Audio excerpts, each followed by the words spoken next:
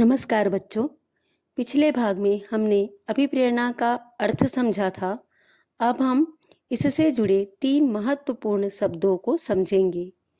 पहला प्रेरणा, दूसरा अभिप्रेरणा और तीसरा अभिप्रेरक। ये तीनों शब्द आपस में जुड़े हुए हैं, लेकिन इनका अर्थ अलग-अलग है। चलिए बच्चों, जानते हैं प्रेरणा क्या है। प्रेरणा का अर्थ है व्यक्ति के भीतर छिपी हुई इच्छा शक्ति या आंतरिक चाह। अर्थात जब किसी व्यक्ति के मन में कुछ पाने, कुछ करने या आगे बढ़ने की इच्छा होती है, तो वही उसकी प्रेरणा होती है। यदि यह एक आंतरिक अनुभव है, इसे हम बाहर से देख नहीं सकते, लेकिन उसके व्यवहार से समझ सकते हैं। जैसे यदि किसी कर्मचारी के मन में पदोन्नति पाने की इच्छा है, तो वह अपने कार्य को अधिक जिम्मेदारी से करेगा। इसका मतलब उसके भीतर प्रेरणा मौजूद है। अब हम जानते हैं अभिप्रेरणा क्या है। अभिप्रेरणा का अर्थ है ऐसी क्रिया या प्रक्रिया जिसके द्वारा व्यक्ति में कार्य करने के लिए उत्साह और उत्तेजना उत्पन्न की जाती है।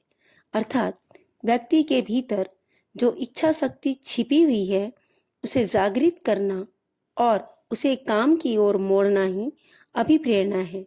जैसे यदि कोई प्रबंधक अपने कर्मचारियों की प्रशंसा करता है, उन्हें आगे बढ़ने का अवसर देता है, तो वह उन्हें अभिप्रेरित कर रहा है। अब तीसरा शब्द है अभिप्रेरक। अभिप्रेरक का अर्थ है वे साधन, तरीके या विधियां जिनका उपयोग लोगों को प्रेरित करने के लिए किया जाता है।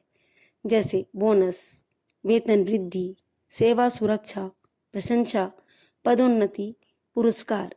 ये सभी अभिप्रेरक कहलाते हैं, क्योंकि इनके माध्यम से कर्मचारियों को बेहतर काम करने के लिए प्रोत्साहित किया जाता है। तीनों में अंतर सरल भाषा में। प्रेरणा का मतलब है मन की अंदरूनी इच्छा। अभिप्रेरणा का मतलब उस इच्छा को जगाने की प्रक्रिया। अभिप्रेरक वे साधन जिनसे प्रेरित किया जाता है।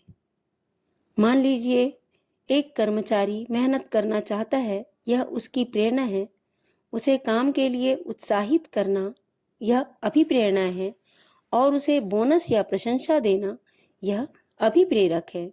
इस प्रकार हम कह सकते हैं किसी भी संस्था में सफलता के लिए केवल कर्मचारी होना पर्याप्त नहीं है, बल्कि कर्मचारियों के भीतर काम करने की इच्छा, उत्साह और लगन होना भी बहुत जरूरी है, और यही काम अभिप्रेरणा करती है।